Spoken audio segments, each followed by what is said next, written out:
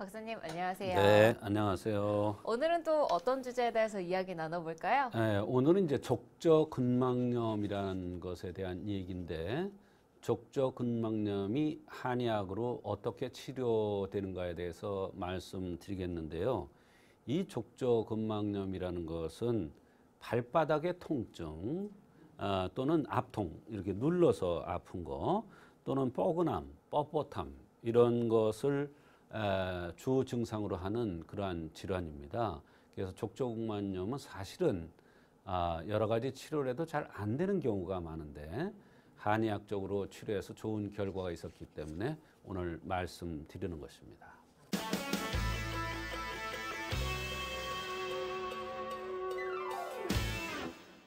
족저근막염 이름도 상당히 어려운데 네. 왜 나타나는 걸까요? 이 족저근막염은 이제 한의학적인 원인이 여러 가지가 있습니다.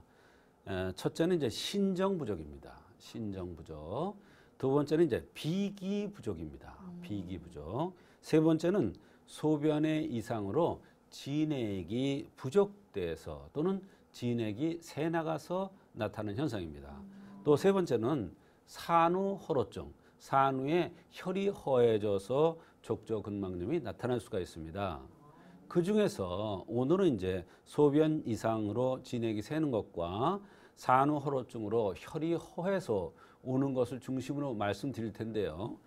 그러면 신정부족이 뭐냐? 신정부족은 바로 뼈가 굵은 사람, 오래 서서 일하는 사람, 그 다음에 성생활을 탐하는 사람, 그 다음에 치아가 근본적으로 선천적으로 약한 사람, 이런 사람들이 이제 신정이 부족한 거고요. 이런 사람들이 신정이 부족해서 족저근막염이 온다 이런 얘기예요. 그 다음에 비기 부족이라는 건 뭐냐면 입술이 두툼한 사람, 얼굴이 둥글럽적하면서 노란 사람, 이런 사람들이 관절이 아픕니다. 그 중에서 관절 중에서 발목 관절이 잘 삐는 사람이 있어요. 이런 사람들이 족저근막염이 오는 경우가 있습니다. 그것이 이제 비기가 부족해서 오는 거예요. 그래서 오늘은 이제 소변 이상으로 진액이 부족돼서 오는 것과 산후호로증으로 혈이 허해서 오는 것에 대해서 말씀을 드리겠습니다. 통증은 발에서 나타나는데 원인은 제각각 다른 곳에서 나오는 거였군요. 그렇습니다. 그렇다면 치료 사례를 통해서 좀 더 자세히 알려주세요. 네, 한 번은 50대 여성인데 발바닥이 칼로 난도질 하듯이 아프다. 얼마나 아프면 그렇게 표현을 했을까마는 이렇게 표현을 한 환자가 내원했는데요. 이 사람이 안 해본 것이 없답니다. 그런데도 치료가 잘 안 됐었는데 한방 치료를 받고 나서 좋아졌던 경우가 있습니다. 그렇게 심한 통증이 발바닥에서 나타날 수 있다는 거에 대해서 굉장히 놀라운데요. 네. 그렇다면은 저희 프로그램에서 넘어갈 수가 없죠. 이 형상의학적인 특징으로 봤을 때 생김새에 어떤 특징이 있었나요? 네. 생긴 모습의 특징은 별게 없었습니다. 그러나 문진을 하던 중에 소변을 참지 못하는데 특히 수영장에서 수영을 할 때 좀 물 속에 깊이 들어가면 수압을 못 이겨서 소변이 찔끔 나오는 이런 현상이 있다는 것입니다. 그런데 이것을 한약을 투했더니 이런 현상이 좋아지면서 발바닥 통증이 호전되었던 것입니다. 항상 생긴 모습에서 병이 온다고 말씀을 해주셔서 이 생김새의 특징이 있을 거라고 생각을 했는데 네. 이번에는 나타나는 증상을 토대로 해서 이 진료를 하셨군요. 그렇습니다. 생긴 모습을 보고 발바닥의 통증을 치료한 경우인데요. 우리가 환자를 치료할 때는 생긴 모습만 보는 게 아니라 환자의 생긴 모습, 맥, 그다음에 호소하는 증상, 그다음에 색깔, 이런 것을 다 봅니다. 그때 볼 때 얼굴만 보는 게 아니라 몸매라든지 손가락 모양이라든지 머리숱이 어떤지, 이마가 넓은지, 귀가 큰지 작은지, 귀가 좌우가 다른지 아닌지, 치아가 들떴는지 안 떴는지 이런 것을 다 보는 거예요. 그런데 이분의 경우에는 그런 특징적인 것은 없고 증상을 위주로 해서 맥을 보고 치료한 그러한 사례입니다. 그렇다면은 이 발바닥 통증 이외에도 다른 증상을 호소한 건 없었나요? 네, 이분은 이제 발바닥이 찢어지듯 칼로 난도질 하듯 이렇게 아프다고 그래서 이런저런 치료를 많이 했나 봅니다. 그런데 잘 치료가 되지 않았답니다.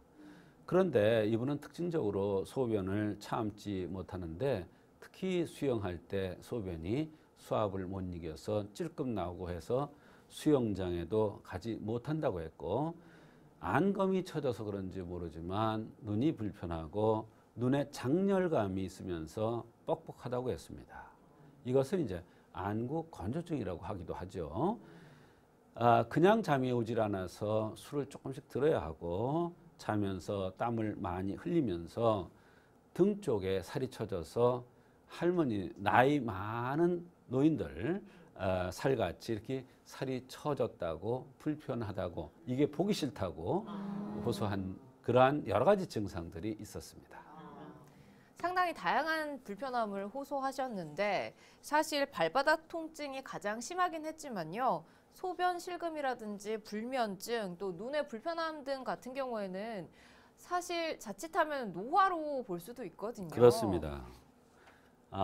이 58세라는 나이는 진액이 말라가면서 허로증이 진행될, 허로증이 특징적으로 많이 나타날 수 있는 그런 시기입니다.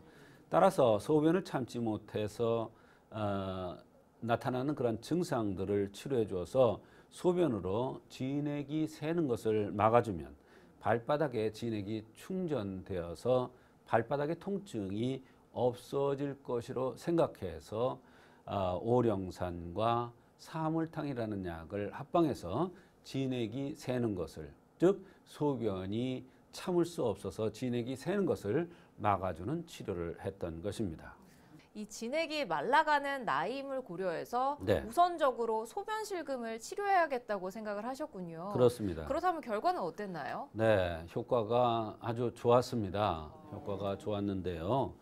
발바닥 통증이 훨씬 덜하고 소변도 좋아졌으면서 특징적인 것은 여성이니까 피부에 대해서 굉장히 관심이 많았는데 그렇죠. 피부가 많이 탄력이 생겼다는 거예요. 어, 눈도 편안해졌고 잠도 잘 온다고 하였습니다. 굉장히 신기합니다. 발바닥의 통증도 사라지고요. 피부의 탄력까지 좋아졌다고 하니까 진짜 신기한데 이 나아진 증상들을 보면요. 노화 현상이 줄어들었다고 생각이 들 정도예요. 그렇습니다. 그렇다면 어떤 원리로 이런 효과들이 나타난 걸까요? 네, 한약을 투여한 저 자신도 사실 이분의 효과에 대해서 놀랐는데요. 사실 58세면은 섭섭하겠지만 노인으로 봐야 됩니다. 물론 환자는 이것을 인정하지 않겠죠. 한의사에 의하면 소변은 단지 노폐물이 아닌 우리 신체를 이루고 있는 신체를 잘 운행시키는 진액의 일부며 양기의 운행을 살필 수 있는 요소가 됩니다. 따라서 노인의 병을 살필 때 소변이 자주 마렵거나 참기 어렵거나 시원치 않는 그러한 증상들이 있다면 이것을 우선적으로 치료를 해 주어야 진액의 고갈을 막을 수가 있는 것입니다. 이런 원리에 따라서 소변을 조절해 주는 치료를 했는데 피부도 좋아지고 잠도 잘 오고 발바닥 통증도 없어지고 안구 건조증도 안구가 뻣뻣하고 그런 증상들도 같이 좋아졌던 아주 좋은 결과가 있었던 것입니다. 소변을 잘 조절해 주는 것이 이렇게 중요한 거였군요. 그렇습니다. 이런 원리를 잘 몰랐다면 치료도 어려웠을 것 같아요. 그렇습니다. 어떤 사람이 소변과 족저근막염이 연관이 있다고 생각하겠습니까? 사실 족저근막염으로 발바닥이 아프다 또는 발등이 아프다 이러면 그곳에다 침을 놓거나 그곳을 치료하는 약을 쓰지 누가 소변에 대한 약을 씁니까? 그러나 한의학의 원리를 깊이 이해를 하면 소변으로 진액이 샌다는 것을 생각할 수 있고 소변으로 진액이 새기 때문에 족저근막염이 올 수도 있겠구나 이런 생각을 할 수가 있는 것입니다. 소변을 정상시켜 주니까 발바닥 통증이 없어지면서 여러 가지 증상들이 함께 좋아졌던 것입니다. 이 안검이 처져서 눈이 불편하다, 그리고 자결감이 느껴져서 뻑뻑하다 네. 이런 증상을 호소를 하셨는데 네, 이러한 증상들도 함께 좋아졌나요? 그렇습니다. 족저근막염과 더불어서 눈도 좋아졌고 눈은 이제 전기의 매몰이라고 그랬죠. 소변으로 진액이 새 나가면 전기가 부족되지게 되어 있습니다. 그렇게 되면 눈에 장렬감, 뻑뻑함 이런 증상이 나타날 수가 있습니다. 장렬감이라는 것은 열이 나는 듯 불편하다 이런 얘기예요. 또 진액이 새는 것을 막아주니까 이런 현상들이 당연히 좋아지는 것입니다. 다른 증상이 좋아진 것도 매우 신기하지만요.